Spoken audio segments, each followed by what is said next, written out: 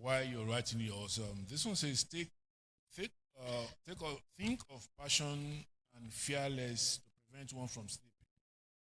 Maybe during work or vigil. Is it right, or has it any side effect?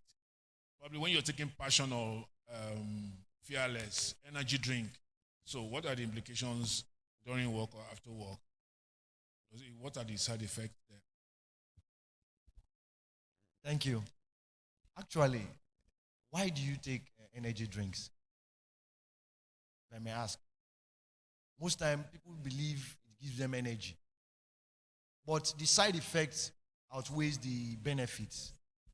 There are a lot of side effects to energy drinks. You are dealing with your liver here, even your total system. And most times, most people don't even know the content of these energy drinks. So yeah, they say fearless is good, so you just take it. Bullet is good, it gives you wings like Red Bull, and you just take it. There are a lot of side effects to it. So instead of you dwelling on energy drinks, why not take fruits? Because fruit contains a lot of antioxidants that helps in regenerating your entire system. Energy drinks will give you just temporal strength, but the side effects, you have to deal with it as you age. So think about it. Thank you. Thank you very much, Mr. Shem. My understanding of what the content of energy drink is that it has a high level of caffeine, which keeps you alert. That's why you don't go to sleep. But what are the side effects of caffeine? One of it is irregular heartbeat. It makes your heart to start beating. For some people, they can get over that. But sometimes you just have irregular heartbeat. It fast one. I've had that experience before. I was somewhere and I saw coffee on my table, and didn't know that coffee, took it, and the next thing I landed in hospital because of caffeine. My heart was just beating. And what does they call it tachycardia in medicine. What does it? You are belaboring your heart. Your heart is being forced to work fast. And what happens after that? Any other thing can follow. So we need to be careful. One of the contents of those drinks is caffeine. Thank you. Now okay, you want to... I just want to add one more thing. There's no way you can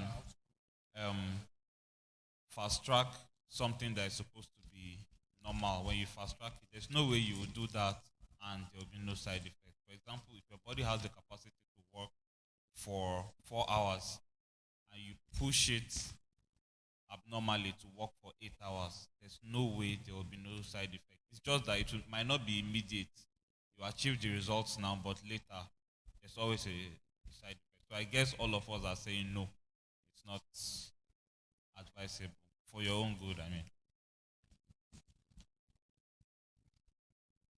Yeah, that was a video that I watched, short video about the side effects of these energy drinks. Amongst other side effects that I saw is that it is used to form balloons. You cut a balloon, then you just use your scissors to cut the balloon, then you dip it in the energy drink, it becomes it. So invariably, it is destructive to the health of the human body. Now, somebody says, how can we set up our own sub-advocacy group? How can they set up their own sub-advocacy group? Maybe they want to have their own group of advocacy in their church.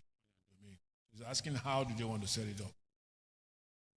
Okay, that's a nice question, and it's one that gladdens our heart, in that for everybody here, we actually expect that you will be able to go back, something they call the trainer. you'll be able to get some other churches that are not represented here, maybe in your area, and be able to also talk to them. If you need our help, you can always reach out and then we can support you with materials or whatever you want. So that would be really nice. We are open to that idea if you want to, because if you are representing an area, there are some parishes that are not represented here. We will expect the area pastor to say, okay, fine, you have been trained. Can you help us to also get information down to other people? And then within that area, you can now have your advocacy group doing the same thing, anti-drug advocates in that area. So the number increases. And we will help as much as we can.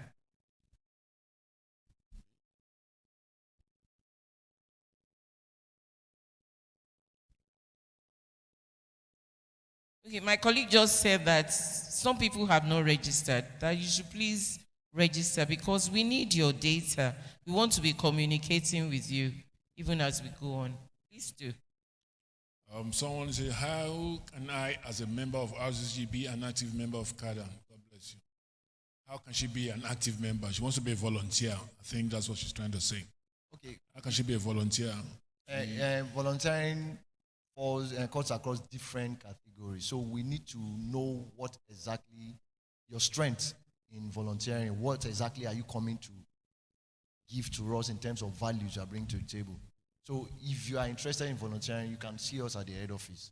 At our office, then you can Or maybe before we leave here. Before we leave here, we can talk. See us before we leave at the back, by the table, please. Thank you. How do you handle parents in denial whose children are smoking? But the parents are in denial. So how do you handle them? My question is that, okay, The children are smoking. Do they know that the children are smoking? They are aware of it. Yeah, maybe by virtue of their status, they don't really want people to know that they're smoking. You need to psychoeducate them. It's not their fault. You know, this prejudice and the stigma attached to the so-called pastor, governor. It happens. If not because of Fela's brother that talked about HIV, nobody would have come out to say, I'm dealing with HIV. So thank God for this platform that we have now to speak about substance use disorder. We need to keep on talking about it. And for any parent who is living in denial, we don't blame you, but you just need to come to grips with reality so that you can get the necessary help for this child. If not, the denial you are in will ending up everything about your reputation and everything you hold so dear to yourself. Thank you. I think these two questions. What are the steps parents can take to win the heart of a young undergraduate girl that refused to follow her pastor father to church? I don't know if that's then the Christian parents tend to have this notion that issues like this could only be helped by Jesus. Please let them know that prayer without work is death. Parents have a lot to do. I think when Mr. Sean was talking about youths experiencing or experimenting on drugs, and also parents, or rather children, wanting to see Christ in their parents. Let our children see Christ in us. Let them actually know that we practice what we preach. Let them be attracted to the God that we serve.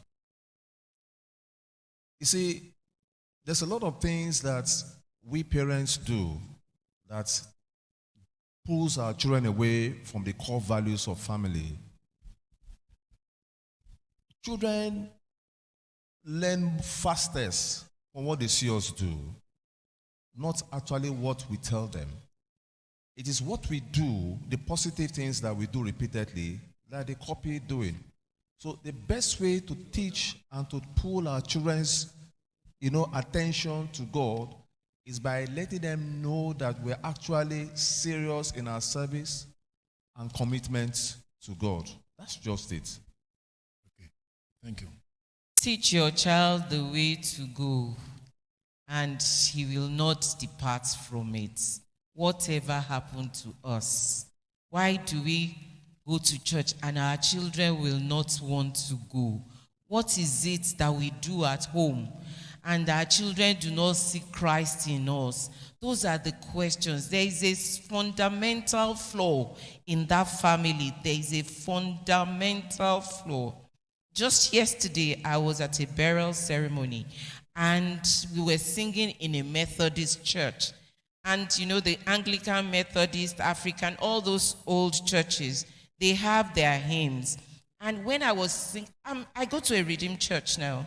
When I was singing those hymns, it took me back in time when my mother would carry me to church and I would sit beside her and be singing those hymns. I was singing, the person beside me was wondering, why is this woman smiling?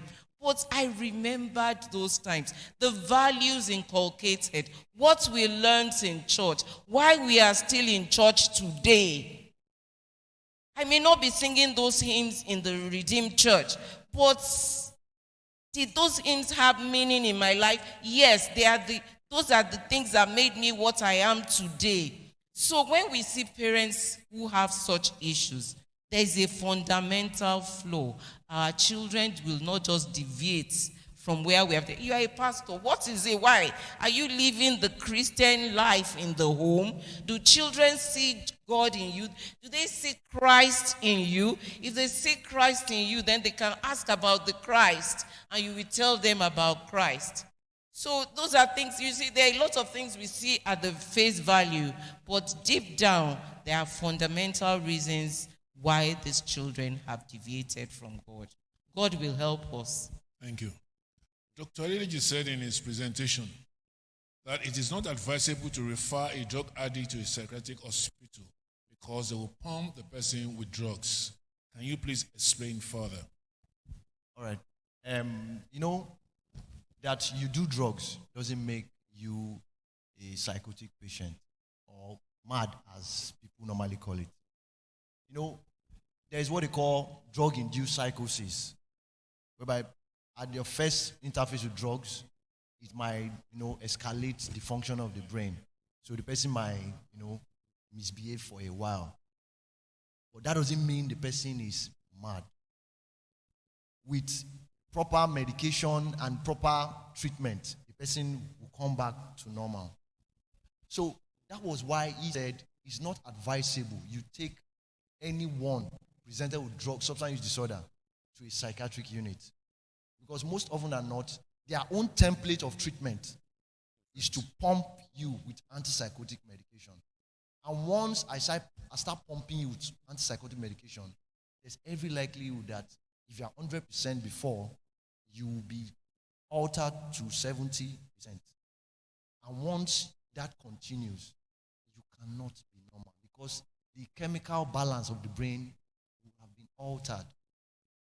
So that is why they advise, let a psychologist see the person, let the person go to a drug ward where the person will be treated properly as a substance use disorder person, not as a psychiatric case. You will not end up having children that are vegetables in the long run. Thank you. It has to do with it because sometimes they become dependent on the drugs thereafter. That is why. And to win them away from it, it becomes a big problem. Please, I want us to, this drug thing, is this drug thing genetic or hereditary? For instance, hereditary. Because the family I'm married into, we always say in their family, if you don't do drugs, you must sell drugs. If you don't do drugs, you must sell drugs. Yes. Okay. People from Edo side. Yeah, I will tell you something. There is a nature-nurture theory, and I've tried it several times, and it works. Yoruba normally say something that inu ikoko dudu latimu eko funjade. That means inside a dark pot is where you make a pap, a white pap form. What am I saying in essence? That you came from a bad background doesn't make you that background. You can choose not to follow that pattern based on the knowledge you have about where you are going to and what you are currently. What am I saying? Listen, there was a research done. There was a researcher that did research on twin. One was taken to Ajegunle, was raised in Ajegunle. Another was taken to a place like Ikoyi. You know, Ikoyi is eyebrow area, serene, no, but Ajegunle, you know the normal thing now. Now tell me, what do you think you can make of a child that grew up in Ikoyi and the one from Ajegunle? You know, their outlook to life will be different. That is how life is. The environment you allow to influence you will determine your life. So that you are in an environment and you refuse to allow that environment to enter into you is what will either make you a bad person or a good person. So don't believe in that mind, that line of thought that because a family, they used to do drugs, they used to do this, they used to do that, and that means you yourself, you also be like that. No. You are a Christian, for crying out loud. So if your father married 50 wives, are you going to say because my father married 50 wives, I'm going to marry 100 too to beat his record? So please, let's change our mindset so that we can live a better life for our children. So thank you. Is he hereditary? Yeah, that's is it genetic. Yes, it can. Good. But what you predispose yourself to eat, you know, you can have a genetical tendency to something. But if you know this as a tendency, if you don't expose yourself to that environment, most likely you might not turn out to be that. So you need to know yourself and work on yourself. Thank you.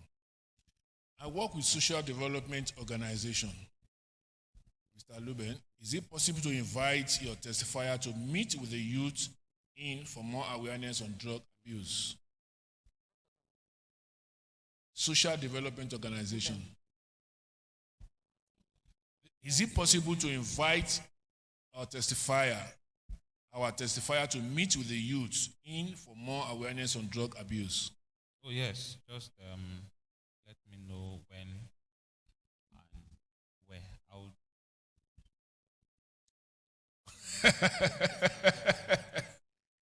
What they're saying now, they want you to. I think they want you to give an awareness talk to the youth in the organization.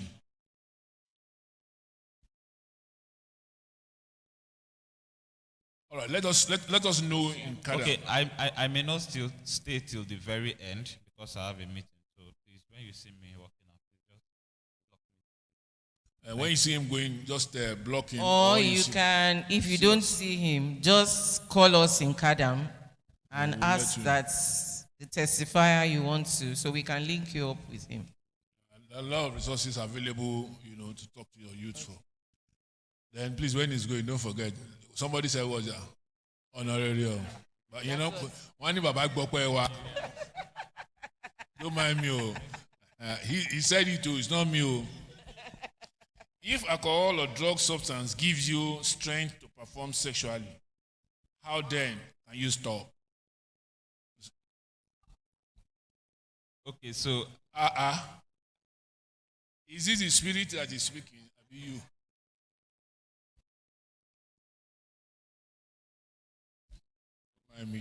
Okay, so like I said, these days, I had a low self-esteem, and the drugs made me confident in quotes. But like I said, in the long run, you become dependent on. So, as Christians, I believe that we should base all our principles on or in the Word of God. So that is not how God intended it to be. Right? That is not how God intended it to be. So, like I said, the moment you amplify something that is supposed to go in a particular natural order, in the long run, there are always consequences. Some people, I've met people personally that when they take some drugs, they are able to read these people are very intelligent, but there's a particular guy I knew, when he takes marijuana, the way he solves mathematics, it's crazy. That's what it works. But in the long run, the guy I'm talking to you about right now he's not normal. He doesn't think straight anymore. He's not able to do anything without having to smoke. The job he had, he lost. So like I said, it will work now, definitely it will work now, but in the long run, there is always a consequence. And the thing about this is, like, when you book a ride, like Uber, it's when you reach that you know how much it is. So you can't say what the consequence is now. When you get there, that's when you know the consequence. And at that time, you don't know if you can afford the consequence or not. So it's better not to just, It's But even you begin to ask yourself, why do you need to stimulate yourself? I think people with that kind of mentality need to have themselves checked.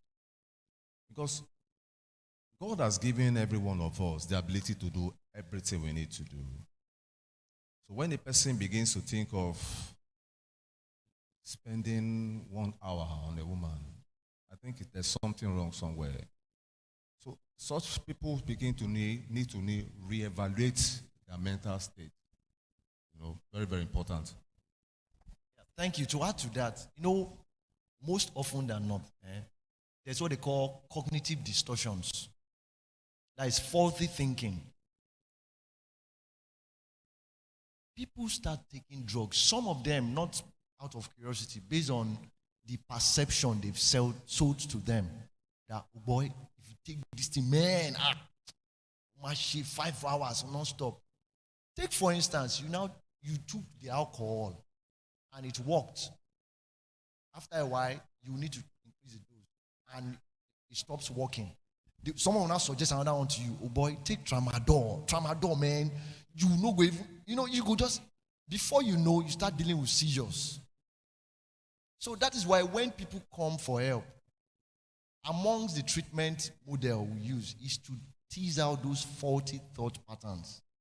Because if those thoughts are not dealt with, the person might end up going back to their vomits. So those are the things one should always watch out for. And the Bible is complete. As a man thinketh, so he is. So watch your thoughts.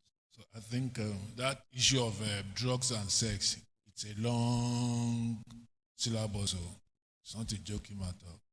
See, because some people will tell you, that girl took my money, I must show her today. Some people smoke to enjoy the sexual activity because it takes time. Is it possible for Cadam to partner with NDLA to raid dealers? It's not possible. We can't read them. No, we don't raid dealers. We're helping people that are suffering. So we can't partner with them to do that. No. On different level, we partner with them in other areas, but not. Is it that question? If we don't even have the human resource to do that. We don't have it. If we have human resource, will they allow you into the joint? Well, we go to the joint. We go to do joints, some other they things. allow us. We're friends. Any joint in this Lagos, we just stroll in. So once we come, they are receptive. Ours but is if they to now see help one the of us lost, with NDLA, the people lost to we drugs. won't do that. We can only help the NDLA to counsel or to do other things. Amazing work Cadam is doing. What is the plan for high schools and colleges, especially catching them young?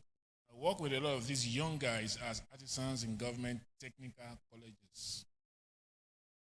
So, what is the plan? Before now, we actually go to some schools to talk to the students and all that. But when we measured the impact, we saw that the impact was not really, really high. So we are devising another method of reaching out to schools and universities. When we have finished, when we have dotted the T's, crossed the T's and dotted the I's, then we come out. But we are actually still thinking around it at this time because there's no point going somewhere and then there was even a particular school, a private school, were there. Those children were just making noise. They didn't listen to us. They couldn't be bothered. And even the teachers were not able to handle them. And it was time wasted, everything wasted. So we said, okay, let's find a better way. So what we are also looking at is, like we are doing here, we want to do some other things for schools, whereby we won't be the ones that go in. We develop a program that's, within their system, they'll be looking at maybe there's a particular time of the week that the whole school, they will start, it's like in their curriculum, they start talking about drugs. But we need to look at it very well and then discuss with the schools to see how it can work. What can drug abusers eat or drink as a first step in stopping abuse of drugs? What do we say to counter the arguments when they say drug doesn't affect them, don't affect them? You don't blame them because at that point in time, they are not thinking right. So why should you engage them in argument? Why? You don't need it. As at that point in time, if truly you want to help them, you should try. The only thing you should be helping them to see is the need to seek for help. Not for you to tell them, oh, you don't need all of that. You don't need all of that. And for what they will take and what they will not take, I can't tell you what they should take or what they should not take. They need to seek for help. Once they seek for help, then the proper treatment can commence. I think when it comes to eating, what to eat or drink, it depends on their withdrawal symptoms. Depends on the system of the body. Some can eat, some might not be able to eat. Some is just fruits, some maybe pap. Some have large appetite when they have withdrawal symptoms. So we counter the arguments when they say, no, just buy the lies. Buy the lies, but don't fall for it. Where do you want to draw the line between caring, endearing help, and enabling someone with drug disorder? Where do you want to draw the line between caring, endearing help, rendering help, and enabling someone? Enabling someone with drug disorder. Where do you draw the line? Where do you draw the line between when you're caring and then so that you don't enable them? Yes, like I talked before, there's a point whereby you enable the users. What do we do? As a Christian, you need discernment. You need discernment. You see, I believe that whatever we ask God for, He grants unto us. We have the right intention to help, but let us not enable these people, getting back into this thing to destroy themselves. If you look at some of these bus stops now, you see young men, young women come to beg. They speak Queen's English. Polish, but they are unkempt. Automatically that this is a substance abuse, user. Personally, I want to tell you, don't give them money. Don't give them money. In the times past, I've been in the bus whereby some of them will come and beg. I'll tell those who want to give them money, don't give them money. So I'll probably call one of them to where I am. Say, come. Don't you think you need help? The moment I say that, they look at me and they avoid me. Automatically, such a person needs help, but is not ready for that help. My question is on parenting. 2 more questions, please. Let's take 3. Please, we'll take 2 more questions. And the remaining questions, we will be around. If we have not taken your question, you can meet any of us after this meeting because we are going to close by 2. 2 more questions.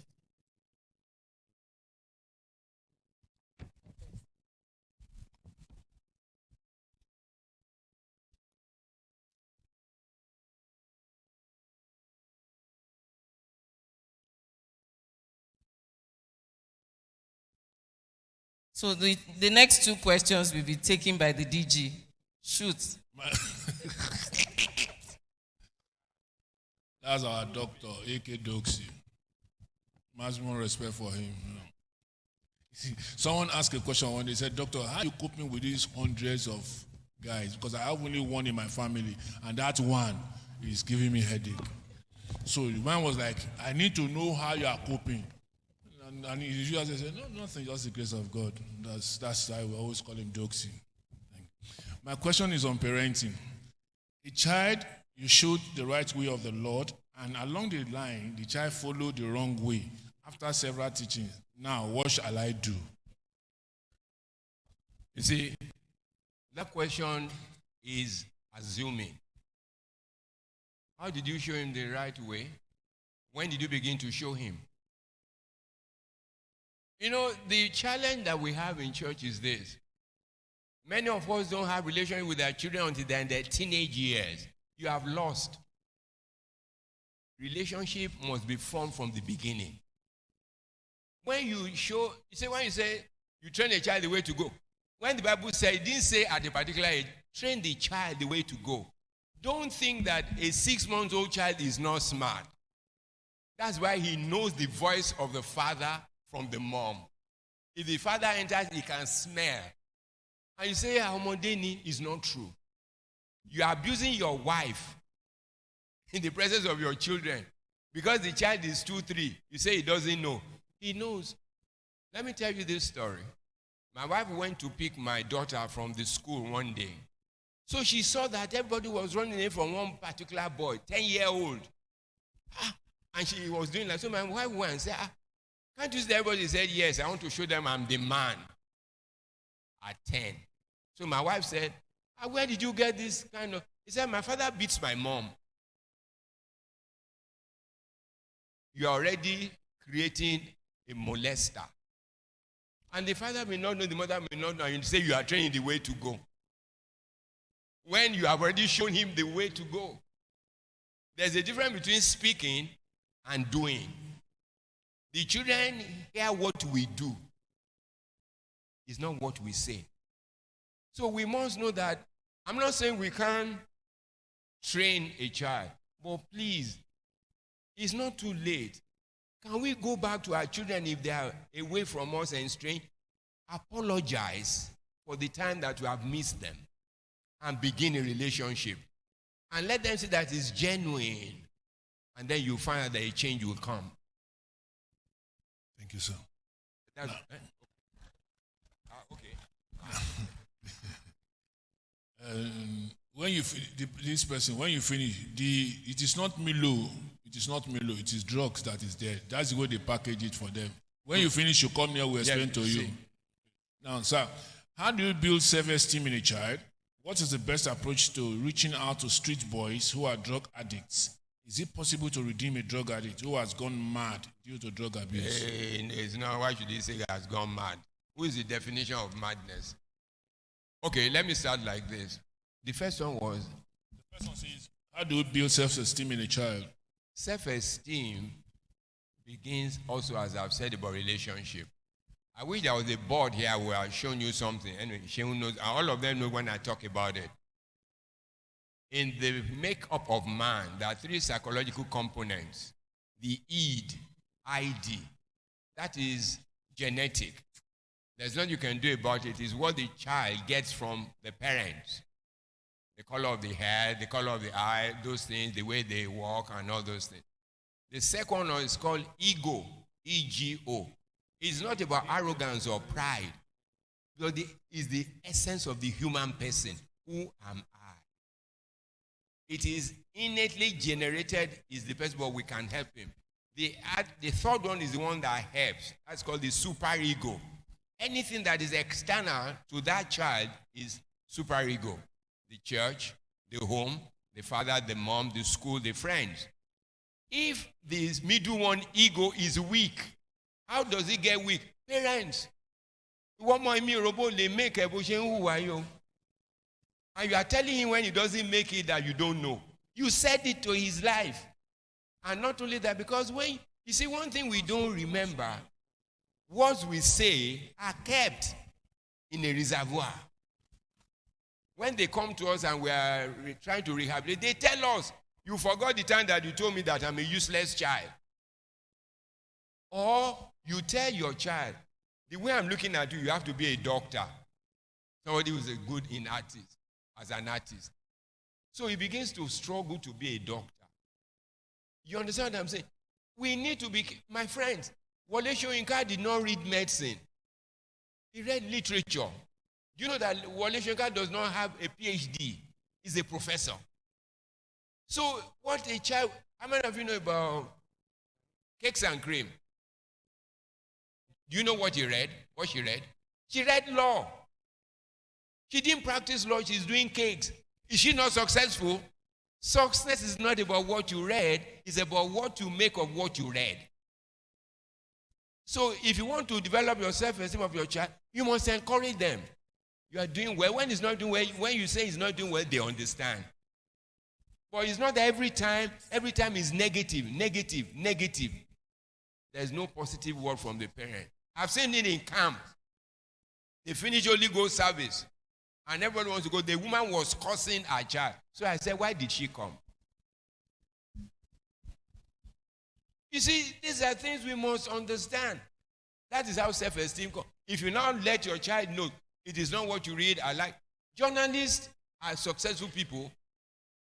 A photographer, there's a guy, they call him, what's his name? Lemosh. Lemosh read biochemistry in UI. But what he does today is, he takes photographs. Fantastic photographs. So who tells me that a doctor has to be successful? There are many doctors who don't have cars. And yet there's a shoemaker who has a car. So it's not about, so we parents, please, we need to change in our attitude. You see, when you see, one thing I like to beg the church, when you go to do evangelism, be careful of what you say. If you bring them to church, don't segregate them. You bring them, put them at the back of the church so that they don't mix with the church. You want him to come next Sunday, he won't come. Because you have already told him that he doesn't belong. And then when church begin to do like this, or he's smelling, and you want him to be coming to your church, he won't. And you want to win him. And there is no person who wakes up to be an addict. It happened. It could be our child. If it's our child, would we do the same thing? Of course not. Love is the principle. And then when you help them, let me also tell you, when you do evangelism and you bring 10 and only 2 stay, make sure the 2 survive very well. It will bring the other 8 that left. You don't mean that 10 will stay. No. Even in Christianity, it doesn't work. 12 Jesus called, 1 fell. So let us be guided by what the Bible says. And there is no addict that is irredeemable. I don't know whether to say this. Lubem has spoken to you. Lubem did drugs. But today, look, if he called the VC of Redeemer's Well, that one will call and begin to hail him. He's married. He's doing very well in his work. So who says, are you telling me that a Christian who wears a agbada in the church is not worse than an addict? You don't know what the man does. Whether it's the one who steals the company's money. But you see an addict. Paul said something. He said, for some people, we can see them and help them. He said, but for some people, it's a judgment. We will know. Thank you very much, Joe. Doxy, Baba. Thank you so much, sir. Doxy. Thank you very much. So those are all the questions we'll be able to take. If you have other questions, please feel free to ask any of these people, even as we prepare to leave. We want to thank you especially for being nominated and for taking out your time to be here. They are passing another test. Please fill, and we will also like to have that before you go. Before we go, we are going to give you a certificate. And that certificate says that, please can we have the certificate? It says that you have become an anti-drug abuse advocate for the church. Because you have come today and spent these 4 hours usefully, because you came with intention to help, you will be certified as an anti-drug abuse advocate. And what does this mean? What it means is that you have some knowledge about drug abuse. And the church is going to recognize the fact that you attended this seminar. You know, this seminar did not come free. It could have actually come free. But we know that people don't appreciate free things. Because if you didn't pay and they just tell you go, you know that all those things we do in church, they tell us, come and meet, women come and meet, somebody's coming to talk. People will not turn up. But because we also have an intention, and we know that people tend to appreciate, that's why a little token was attached to it. And of course, part of the token will also go to help people using drugs. So I thank you for paying. I thank you for your time spent here. And I hope this time will not be wasted, because the time is for you to gain knowledge and be able to apply knowledge within the church to help other people that are suffering from that. The time you have come here, because come next week, by God's grace, if the parish pastor allows, you will also join some people in your church to create awareness on drugs. We are saying, let's talk more. This year's theme for the World Drug Day, where are the certificates?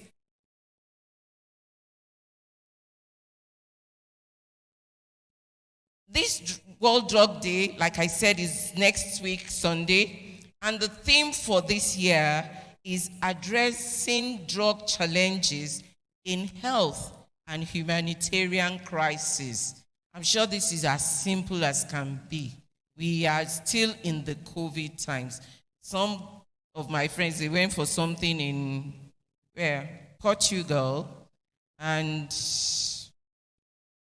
they went for a function in Portugal, and quite a number of them have tested positive for COVID. They're even finding it difficult to come back because they have a negative test. So they have to quarantine in Portugal and get treated before coming back. So it's not over.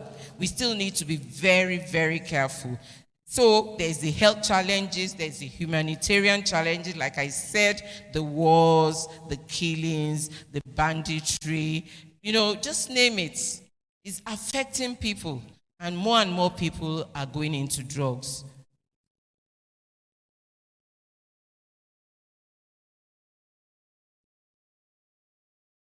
Okay, fine. I've just been made to understand that the certificates will be made available to the province, and the province would forward to the people that have been present. Anybody that has registered and is not here, and if you have just been registered today, that means we will need to generate your certificates newly. So we will pass everything to the province, and the province will send to the different areas just after this meeting. So talking about the World Drug Day as well, is our plan that all advocates will stand up in their churches and talk about drugs. We will generate a general presentation for everybody, a general presentation. And we intend to call a Zoom meeting during this week, during which we are going to discuss that presentation, so that we are speaking with the same voice, we are saying the same message all across the churches represented. So if you have your email, we are going to tell the province to let us have the people nominated to talk based on what the provincial pastor decides, and then we'll call you to that Zoom meeting, and we make the presentation available to you. Very simple. If you read through, is everything we have talked about today and a little more. So that also will be made available to you. If you have other questions, if you have areas of needs, and you want to discuss with us, we'll still be there after this meeting, and you can reach us. Thank you very much once again. We really appreciate you coming here. Please clap for yourselves now. It's a Saturday. I'm sure a lot of us have engagements, but we took time to come. So thank you very much. Thank you very much. Thank you very much. So please, can you finish the post-test? The post-test is basically to know the difference between it's the same test. We just want to know the difference